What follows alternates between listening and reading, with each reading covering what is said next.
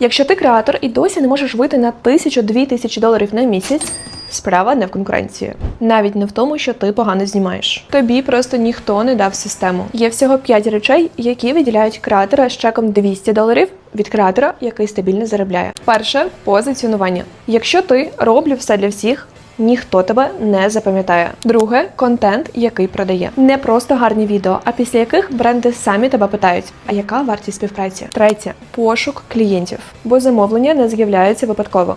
Четверте – особистий бренд. Люди купують не навички, вони купують довіру. П'яте – система. Саме вона дає стабільний дохід, а не один випадковий вірусний ролик. Саме навколо цих 5 етапів я створила своє наставництво. Це не просто курс з записаними уроками. Це покрокова система, де я будую тебе як креатора, якому довіряють, якого рекомендують і якому готові платити більше. Якщо хочеш потрапити на перший набір, напиши в коментарях «Хочу систему».